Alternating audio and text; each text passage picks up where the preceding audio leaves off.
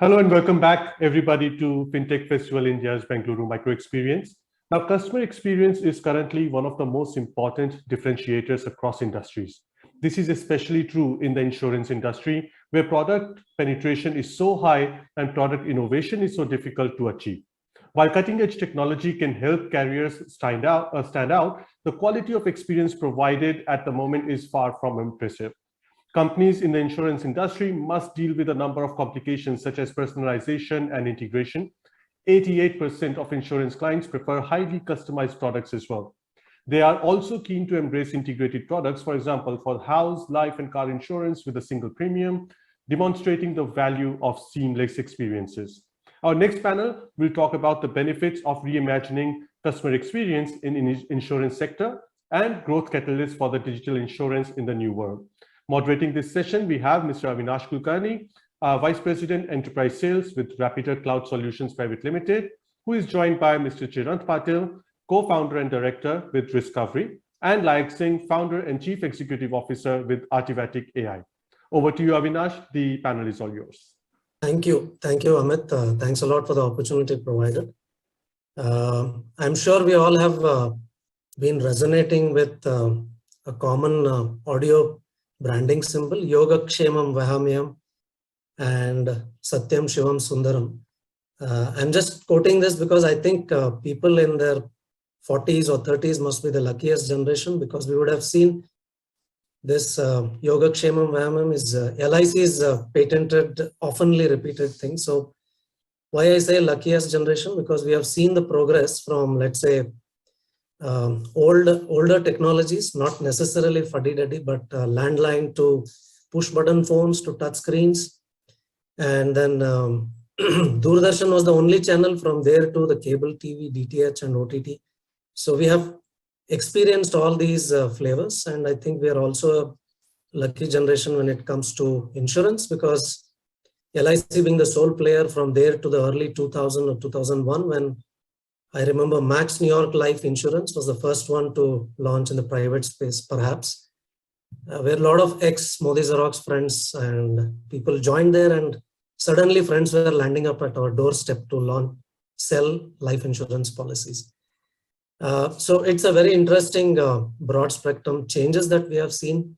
So this panel will deliberate on the InsurTech, which is a very, very niche segment in the FinTech landscape, I would say. So I represent Rapyder Cloud Solutions, which is a 5-year-old AWS professional services company, a core engineering company, assisting a lot of insurance companies, FinTechs in terms of their cloud journey. So just a few opening statements on the InsurTech is that today's Economic Times says that there is a Beams fund with $100 million ticket. So it might flow into the InsurTech as well. I mean, there's a lot of action here. IRDA wants to increase the single-digit reach. I think it is between 1 to 3% for life and non-life so far. So there is RBI Sandbox and IRDA Sandbox, which is helping InsurTech companies to launch a lot of innovation. So just looking at certain things, like there is a EFMA Accenture Award winner, which was Bajaj Allianz, I think 2 years back, for Farm Mitra, their app for crop insurance, which provides a consolidated view of, let's say, the neighborhood mandi news, crop visualization, crop insurance, all in Hindi and other local languages. So customer experience is going to definitely impact on both general insurance and life insurance. There is a survey which says that 93% of insurance execs, which is CXO level, they believe that their organization requires a mission control or a central intelligence hub. They believe the technical architecture will be the cutting edge or the differentiation between various competitors in the market. 10% of these execs also have, sorry, not the execs, 10% of the customers now feel they're okay to deal with robots or chatbots or voice bots, even though 90% still want a mix of human interaction or maybe a bots. So there's a plethora of technology in InsurTech. I mean, we have about 110 InsurTech organizations in our country, and about $280 to $300 million raised, and more new technology being added, like I'm told extended reality, virtual reality, is being used in sales training, in conversation coaching, augmented reality, in trying to increase the customer experience of buying things. So we'll see more action in underwriting, infrastructure layer, and customer experience layer. So InsurTech will be the space to look at, and we have two very accomplished speakers here. So maybe I'll ask Chiranth and Layak to give a 1 minute or a 2 minute overview of their work and their organization, and then maybe I'll proceed to asking the first question. Chiranth? Thanks, Avinash. Hi, everyone. Pleasure to be here. Thanks for having us over. I'm Chiranth. I'm one of the co-founders of Riskcovry. We are a Mumbai and Bangalore-based team looking to kind of reimagine insurance for the new digital world. And essentially what we provide is an insurance in a box, a technology platform that can be utilized by any distribution entity to distribute insurance at scale across products, across insurance companies, across distribution channels. And the value that our distribution partners or our enterprise customers see is they need to work with one single entity, one single sort of a platform with a unified, single API kind of a use case. That way, sort of they can, mask all the complexities of dealing with the entire supply side. Right now, we work with more than 30 insurance companies across 75 different products that are available out of the box for our distribution partners to utilize in a plug and play manner with an API first strategy. Thanks so much, Chiranth. Layak, a few words from you. Yeah, hi. Thank you, Avinash, and thank you, everyone. And good afternoon to all of you. I'm the founder and CEO of Artivatic, and we based out of Bangalore. Artivatic primarily is an insurance infrastructure platform that allows any kind of like insurance carriers, or brokers, or insurers to basically use our platform to utilizing the technology in terms of their underwriting, claims, risk, or developing new products, developing kind of like a new processes, new pricing, and utilizing the kind of like a journey in an entire kind of like entire insurance life cycle end to end with more than like a 400 plus API infrastructure that Artivatic has in 5 plus core products. We work with dozen plus insurers and brokers around that, and empowering millions of policies on a yearly basis, and how they basically being taken care as a decision, how we basically helping them doing the better insights and risk analysis, reducing the risk for them, and helping them creating a kind of like a new age products which fits based on the needs of the customers and entities that you can utilize. So Artivatic's focus is entirely entire life cycle. That means like life, general health, and you can basically call Artivatic as a launchpad for insurance that allows you to basically build, design, and execute faster in the market to go ahead around that. And we hope that I think the technologies can allow to the insurers, brokers, and even customers the direct impact in terms of their processes, operations, automations, and data analytics around that. Thank you. Thanks, Layak. Excellent inputs, I think, on the overall infrastructure that you have put in here. So I'll go to Chiranth first, and Chiranth, core insurance companies, I believe, will focus only on maybe 3 areas now, which is underwriting, product development, and claims. I mean, this is ideal structure. Maybe this is what is the global input. Rest of the value chain will now depend on InsurTech companies like yours and maybe trusted big techs.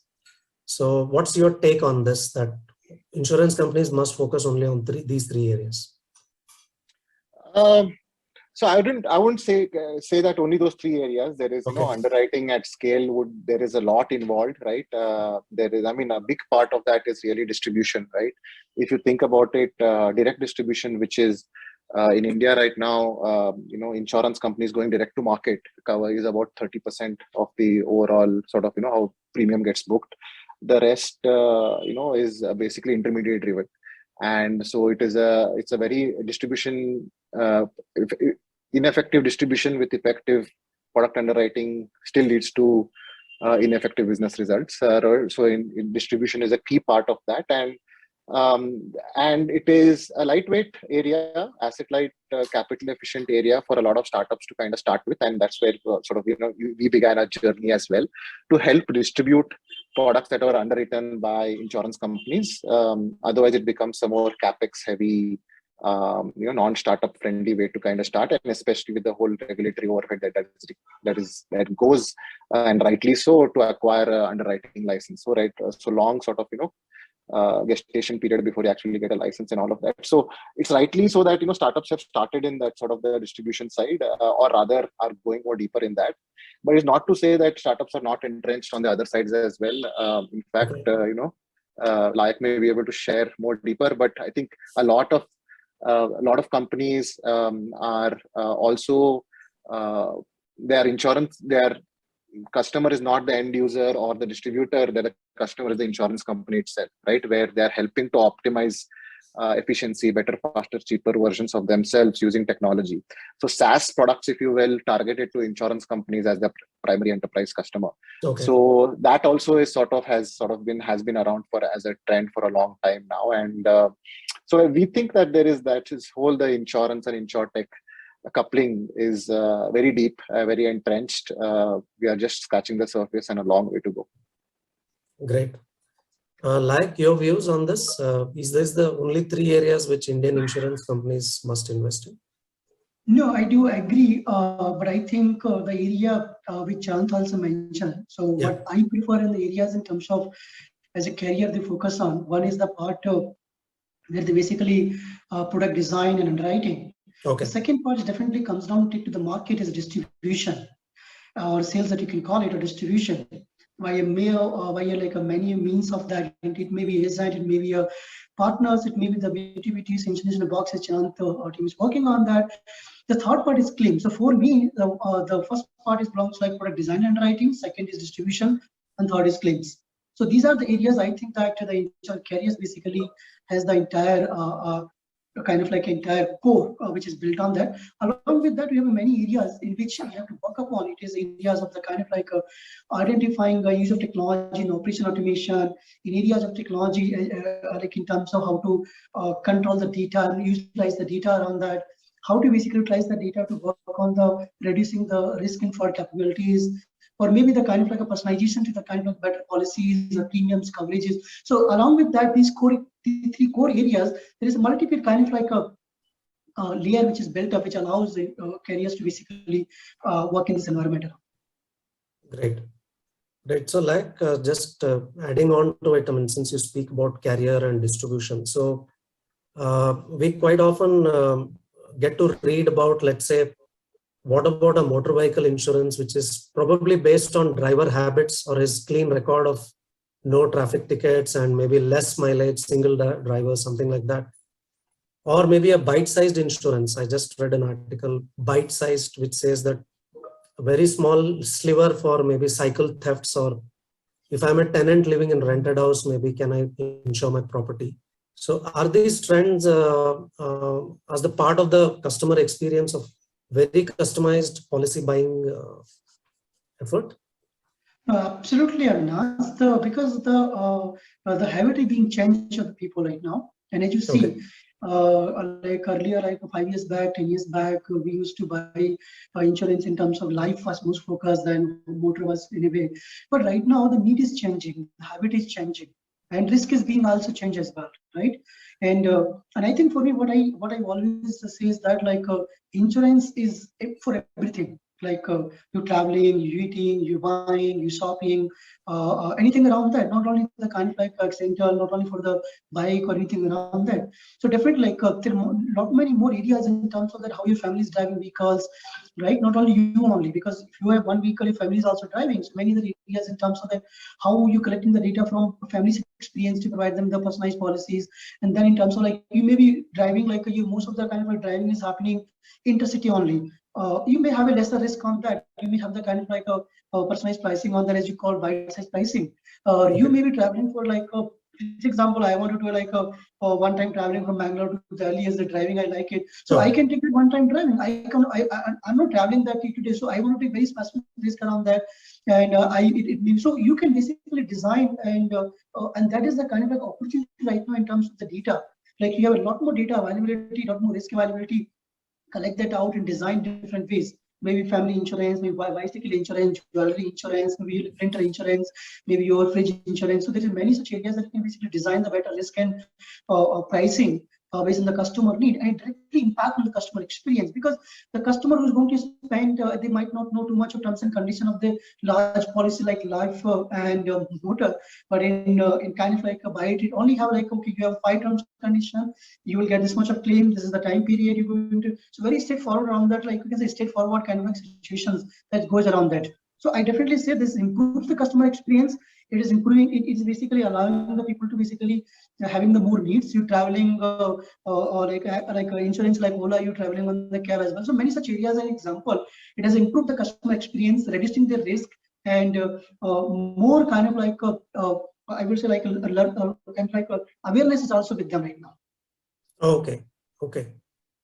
Great input. So I'll just go to Chiranth and maybe talk about or ask about 2 specific points that a lot of data flows through from the insurance to the carriers and to the vendors. And so how is data security, or let's say data anonymization, a key theme for insurance tech, let's say third-party technology providers like Riskcovry?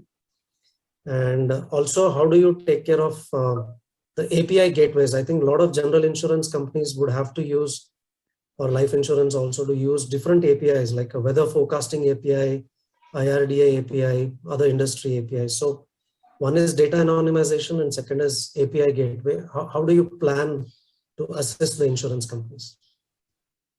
Yeah, so great question. So I'll start off with the first one first in terms of data security, data privacy.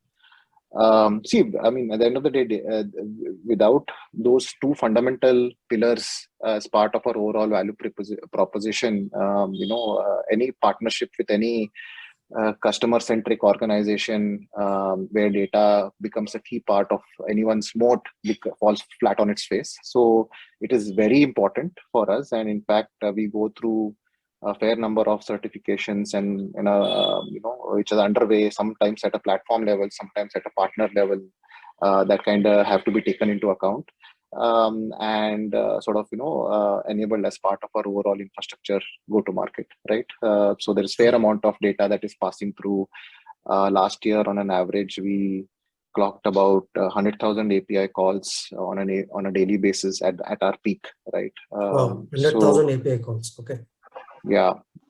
So per day. So at our peak, right? So that is a lot of rows going through the system, right? Through the plumbing, and that all of that needs to be super robust as far as security and privacy is concerned. Other question was more. I'm sorry. What was the second question? API gateway. How API gateway. So there is no standard. Yeah.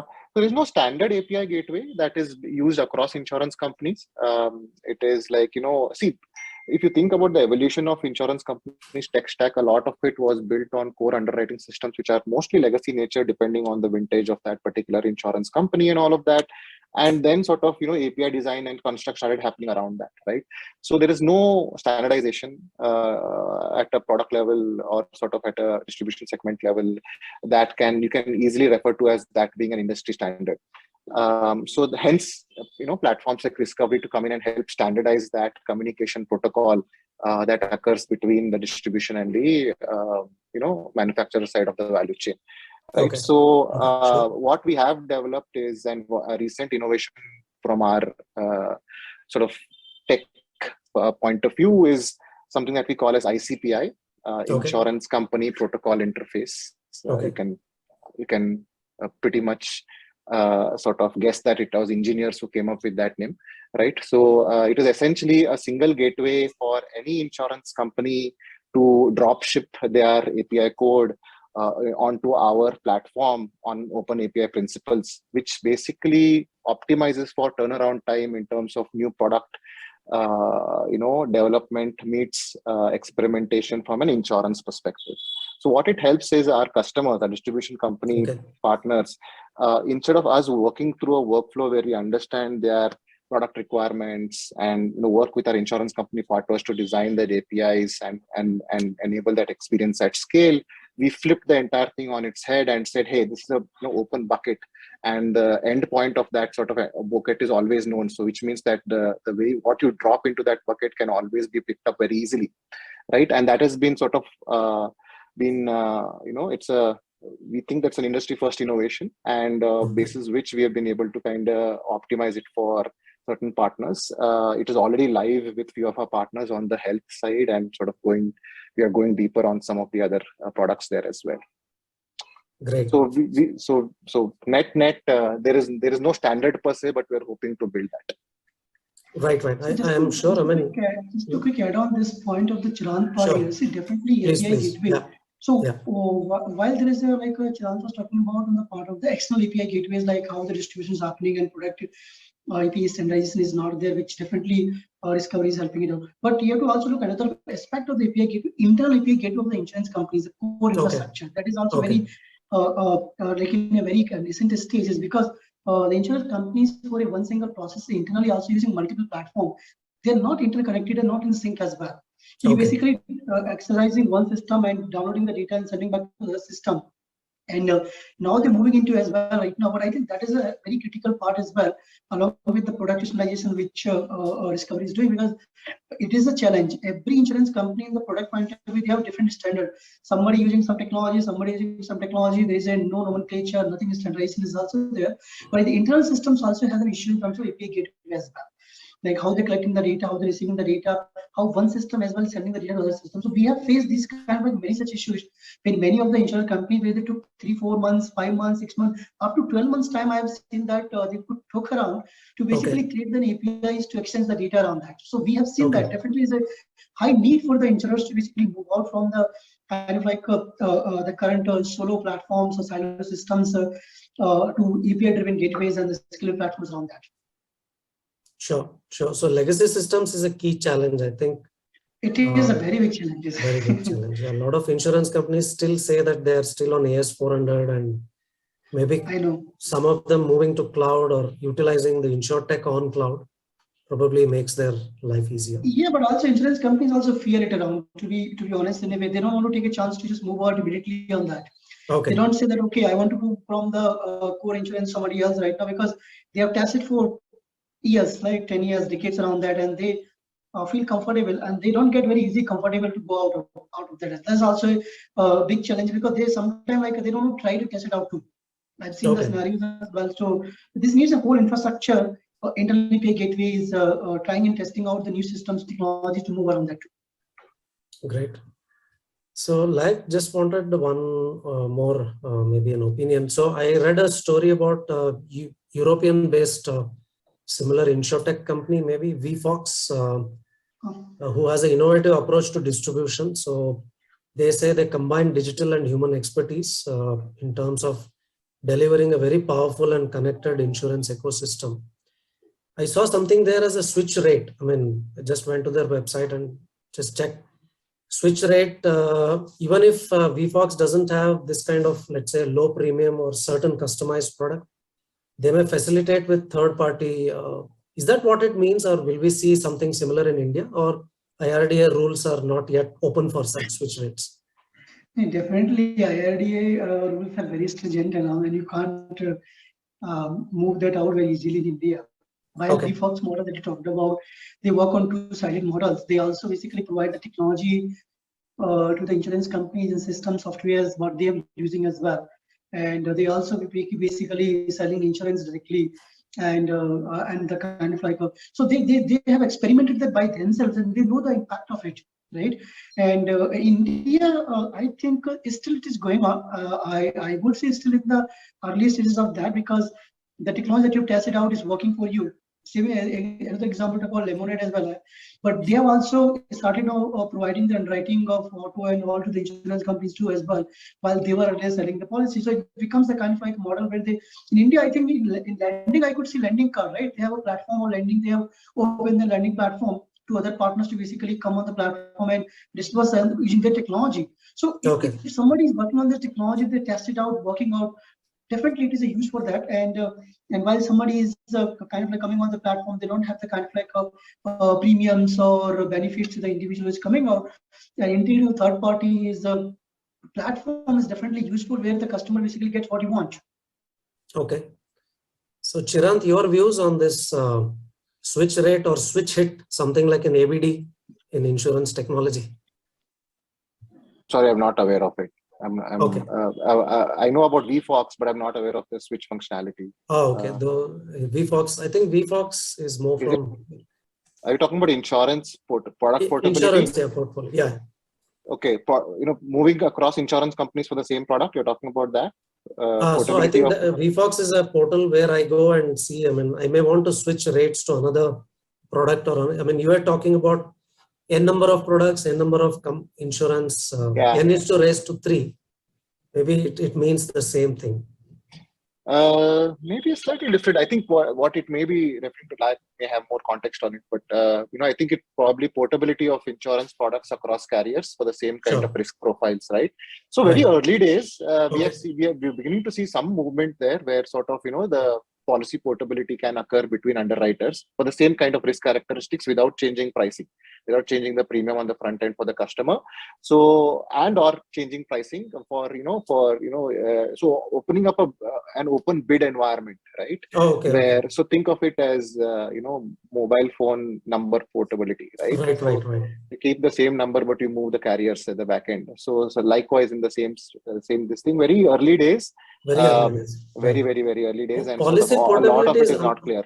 Yeah, policy portability is announced. I mean, I think it is there in most of the policy documents, but yeah, what do you think is the rate of change or people moving in at the 9th month or 10th month of a health insurance, for example? That is the problem, right? Where sort of that is the problem to solve. Where sort of you've exhausted sort of most part of the risk coverage from a duration perspective, and then there is a switch made. Right, so where you end up sharing those economics through the entire year with some other provider. So, like I said, a lot of it is sort of happening, in a very small group. But if you were to kind of extend that from a standardization perspective, we are quite early. A lot of things that need to be thought through in terms of what it means in terms of product creation, underwriting profitability, distribution of those kind of products, customer experience on the front end. Right, what it means in terms of customer experience at the time of portability, right? Sort of, can you provide that one-click kind of interfaces, right? Where the customer doesn't need to go through 20,000 questions to kind of get the same policy priced out by a different carrier and all of that, right? So so lots to be done, and hence the sort of the view that we are quite early there. But it's a great thing for the ecosystem overall. Right. So this post-pandemic response, I mean, I think certain Western world digital life insurance agencies, what they're doing is maybe they're leveraging artificial intelligence to expand access to a wide variety of tools. So use a combination of new medical data sets for underwriting and maybe a hybrid AI tool and a human powered process. This is if a individual is applying for a, let's say, COVID coverage, and you don't have to compel the buyer to go for a medical examination, maybe provide a remote medical examination, something like that. Is this possible to be done with technologies from Riskcovry or from Layak? You want to go first, or? So basically, see, something is already happening in India, not a very great extent right now. A lot of people are working on the, we call it non-invasive methodologies of the health assessment, right? It may be like identifying your age, gender, smoking, and certain kind of like health-related issues. And some people are building the kind of like technologies where you can do the blood test. I think M5 and many such applications launching that you can basically test your blood sugar, you test your kind of like oxygen and BP and all. You can check it around that by putting your fingers. So people are building the non-invasive technology which you can assess remotely as well. And I think with the newest technologies like even blood tests and all, I think the small devices people are creating.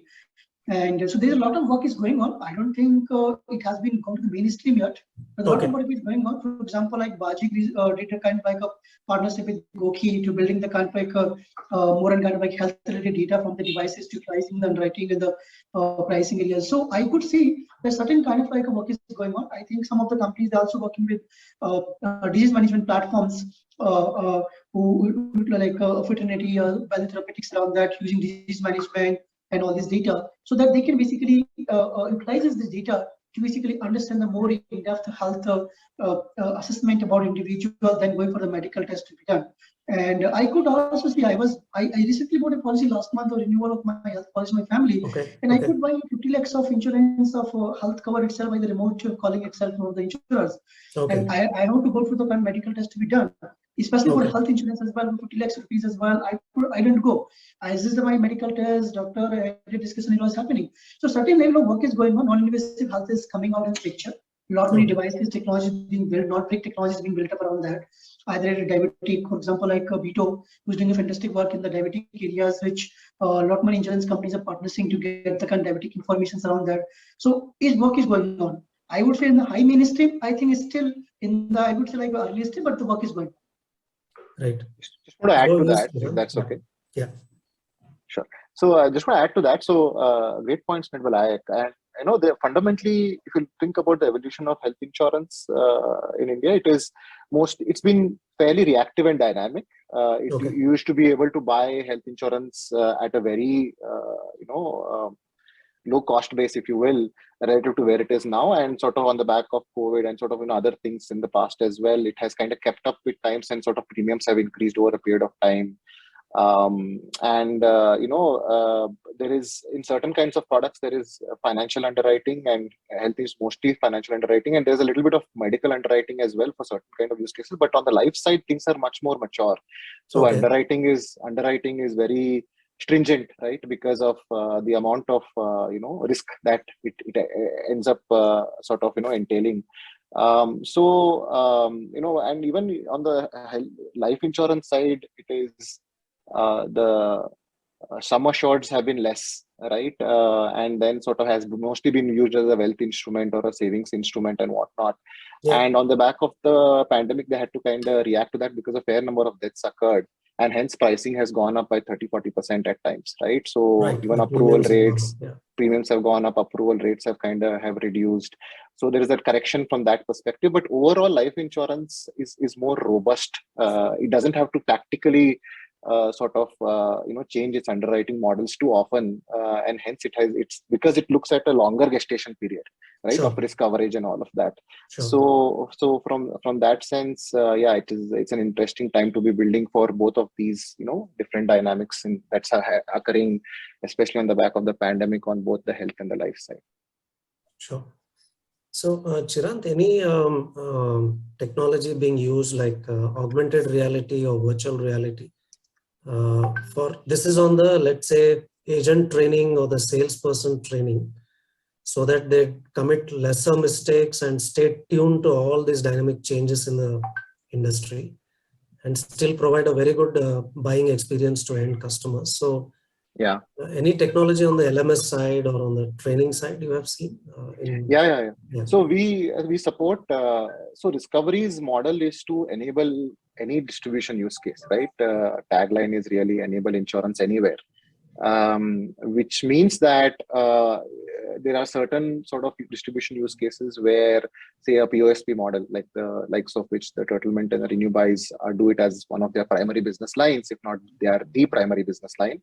For us, that becomes a use case on the infrastructure platform. So instead of going direct to market to POSPs and agents and aggregate them directly, we sort of enable the aggregator. Like in this particular case, say BCs, right? Business correspondents, banking correspondents.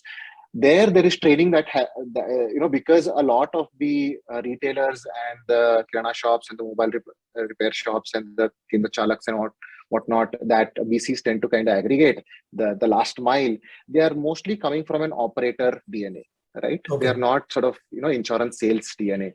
Or sales DNA, forget about insurance, which is more of a push product, right? Sure. So there is optimal training and optimal sort of, both from a compliance perspective and from a BAU perspective is required.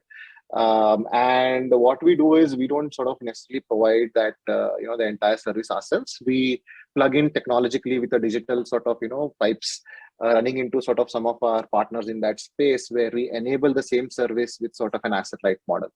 And the trends that we are seeing there is that a lot of it is still getting from, paper-based to paperless kind of a model, right? So that is the first leg of the evolution, right? Where that itself can scale, that itself becomes a scalable, repeatable process that cuts across partner segments, cuts across industries, cuts across sort of different kinds of training use cases or onboarding use cases, etc., etc., etc. Then we are going to see sort of some more digital heavy use cases that that transcend the earlier experiences, including what you just mentioned, including AR and VR. So the market we don't see the market being super sort of hungry about it right now, because the base itself needs to be filled properly, right? First the foundation, and then sort of you can build stories on top of it, right? So that is where we think we are, but it is not to say that we can't leapfrog, right? We have seen with public infra goods and all of that what we can do. Imagine sort of we can put an AA kind of a model there as well. So what would that mean, right? As it relates to onboarding, as it relates to training, or as it relates to sort of education, so on and so forth. So exciting times overall. Chiranth, we have some 2-3 audience questions. So maybe the first one I'll ask you because they have pointedly asked. Okay, sure. Maybe in lighter vein, is Riskcovry removing commissions as a layer because an insurance agent perhaps earns commission, and maybe this structure, will it impact the policy prices? Is Riskcovry removing commissions? Not at all. So we don't see ourselves as a, look, first of all, I think you need to what is disruption in a regulated market like insurance is a good question by itself, right? We don't see disruption in terms of, we see disruption in 2 ways. One is obviously market share and all of that, but also in terms of experience to the end customer from a B2B2C perspective. Can their experience be enriched such that insurance just doesn't become a need-based product? Can it cut over into a want-based product, and insurance doesn't need to be just sold, but it can be bought as well, especially on the back of the pandemic, right? So what we are building in InsurTech infrastructure, definitely early in this space, see ourselves as one of the lucky category creators in this particular space as well. The long way to go, but essentially we are seeing the business model viability is where you bring so entrenched value by way of what you're building, which is a combination of smart application of technology and license. And the technology also can be split into SaaS and API and all of that, right? So, when the entrenched value with the right go-to-market for the right customer base and all of that can be so deep that distribution partners and or underwriters don't mind sharing some part of the distribution revenue, right? And when you can do that sort of at scale, then it becomes a very interesting business model, right? So one key it's an interesting market dynamic. It's insurance is a huge $1 trillion, $6 trillion market globally, and there is no global InsurTech winner, right? The answer is probably because most of the value that has been created either on the brand or the customer acquisition side or on the underwriting risk management side. So can you create a large business model right in the center by being that infrastructure layer that caters to both the experience layers and the underwriting layer and provides entrenched value, deep entrenched, long-lasting value that cuts across both sides of the value chain. And that's where we see us being early in the space and trying to prove it out, not just in India, but globally as well. Sure. So Layak, this is an audience question. The most important journey in insurance is onboarding, renewal, and claims. Perhaps of all these three, the policy renewal is the most challenging. How can technology assist or help overcome the hesitation to renew quicker way of policy renewals? See, the fundamental of renewals basically start from the buying itself. Okay. If your buying experience is not good, and the way that you basically enabling the customer to what they need, what they don't need, right? The customer does not come that out. It has happened multiple times with me as well. I have bought the few of the insurance companies, and I, even after paying the premium 1 or 2 times, I just didn't pay further. The reason was because the buying journey itself, the customer experience, that time itself is challenging. So unless we improve the fundamental of that, the customer will not come back. Right? While there are technologies that you can apply in terms of that, how we can basically improve the renewal experience in terms of how faster we can make the payments as a click of button instead of that they're going and like a self-help kind of like a system they can build it around that is also still a issue right now, because many people, if you talk about in India, right, they don't know how to make a right payment as well online and all that. They need kind of awareness that how to make quick payments as well, and sometimes they make mistake around that. So that is a kind of issue on that too. But the second part in terms of using technology, definitely data-driven technology. That okay, what is bothering to customer because of what kind of like information the customer did not pay for it, Right. and how to basically nudge the customer in that journey the customer is with you. So that nudging part of the customer is also very important, because once I bought a policy and as an insurer you're not interacting with me, not helping with me out further, or not providing further value additions to me like other insurance companies, other partners providing to me, that has to become as a nudge in the journey, so that I keep continuing with the partner with you and happy to pay for you. I don't mind it unless I've got a value around that. So it is definitely important. So like, fundamentals of core right now. Yeah. Okay. So will aggregators like Policy Bazaar or some digital selling agencies, are they doing better in this policy renewals? Is there a statistic like that? Either it is a Policy Bazaar or everybody, when it comes to the renewal point of view, they just try to harass the customers. Okay. I mean, like sometimes you like, to be honest, they don't have a right pay around that. You just call 20 times or 30 times a month, and then ultimately the customer doesn't want to pay for it. At least 5% deny, 10% deny, I've seen that come. Okay. They also need to kind of like improve around that, the kind of better experience in terms of that there is a kind of direct communication with the insurer. They currently working, the policy has been bought by the individual, and that communication gap, because once the policy is sold, the policy, they don't allow that insurer to interact directly. Also, they need to bridge the gap with the customer too as well.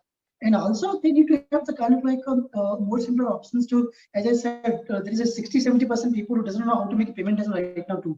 There's a lot of fees going on. So they need awareness, simple point of options around to make a payment too, I would say. The issue is fundamental, either the distributor, either the insurers, it is everywhere right now. Got it. So last question from the audience, this has been sent on the chat mode, is that what are some of the challenges that distribution companies or let's say carriers, they face in India because of such a fragmented market, extremely fragmented market? Chiranth. Yes. Okay. It's hard to put that in just in a, because there's so many, right? And hence models like Riskcovry. Right. So first of all, it starts with things like, product discovery and product selection itself, right? Sure. The right product from the right insurance company with the right kind of, exclusions, coverages, etc. The right price point itself takes sort of, weeks and months for someone to kind of discover at scale, right? For distributors to kind of use that and scale, for their particular distribution segments. Then comes your, commercialization, right? Because you got a good product doesn't mean you got to get it at a good price, right? So there is like a fair amount of supply demand economics that kind of goes into the distribution side from an underwriting perspective to price out, different products or the same products across different channels or for different partners in a different manner, right? Calibrate that well for underwriting efficiency and all of that. And then comes technology integration, right? Being able to kind of, lay those pipes in and then sort of help with end-to-end sort of seamless customer journeys and all of that. And then especially if you're new to distribution, if you're not an existing sort of a corporate agent or a broker, which are two kind of intermediary licenses issued by IRDA here in India, it becomes insurance distribution becomes a whole new different ball game. It's very attractive because there are decent amount of margin on the table and can become a very significant alternative revenue channel. But at the same time, it is not easy to get right because fundamentally it's a push product, right? And sort of so you need to have the right product from the right carrier at the right distribution channel for the right partner for the right distribution segment at the right price point, right? And with the right sort of customer experience. So too many rights in there to get right. Right raised to the power of 6. No pun intended, but yeah, it is like lots to kind of get right, and you need that quick experimentation canvas. You need a canvas to essentially ensure that you get to what we call internally on behalf of partners channel product fit. Right. So it is not your PMF, it's your PCF, if you will, right? Product channel fit. So once you get that, then you know that some of your early experiments have kind of worked, and now you can layer other things on top of it, like other products, open up new channels, think about sort of new products and use cases and sort of different customer bases that you would have you can sort of go after. Especially so some of our customers or enterprise customers have extremely large consumer bases running into hundreds of millions of sort of users right now. Via our enterprise partners, our distribution partners, we have access to 1 in 2 Indians, right? Which is sort of amazing reach. It's an amazing reach, but not to say that those are sort of become your customers whatsoever. It's just that these are our customer. This is our proved customer base of our customers, right? From a B2B2C perspective, if you will. So there's a lot to kind of do, and we're just scratching the surface. Very long on insurance and where it can go. And a lot of problems to be solved between the distribution and the manufacturer community. But this, we don't see this changing a whole lot. Getting the sense of discovery of products and all of that, then commercialization, then technology integration, channel product fit, and scaling on the back of that. Thanks. And as Riskcovry help with all of that, of course. Thank you. Thanks, Chiranth and Layak. So I think we're at the top of the hour. We have completed the allotted time for us. It's a wonderful conversation. So my closing remarks would be that the customer will be spoiled for choice. It has started, the trend has started of fitting into the customer needs, specific, let's say, lifestyle habits or driving habits, and so tailor making the policies to fit into the customer needs. And here is where InsurTech plays a large role in terms of influencing the distribution mechanism, the downstream carriers, and also at the same time helping insurance companies to standardize their APIs or standardize their technical stack, because I believe technology architecture will become soon a kind of calling card or the USP of many of these insurance segment players. So InsurTech has a bright space here where definitely you would increase the customer buying experience, also developing all these internal standards, as Layak was talking about the internal API gateway challenges. And Chiranth spoke about a huge underlying value that can be created in underwriting and creating a large model with entrenched value. So great inputs from both Riskcovry, Mr. Chiranth Patil and Layak Singh. I think it was a wonderful conversation pointing towards the increasing customer-focused buying experience in the insurance segment. So with that, I close this panel. ₹100 में Bitcoin trading possible है, impossible. लगी शर्त और हारा तो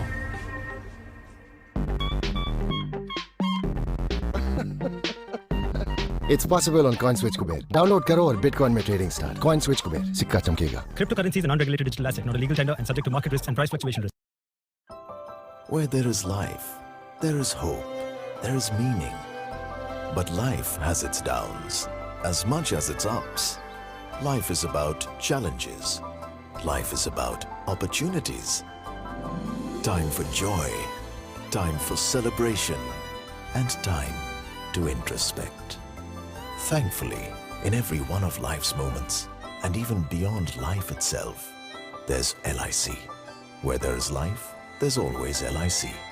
Zindagi ke saath bhi, zindagi ke baad bhi.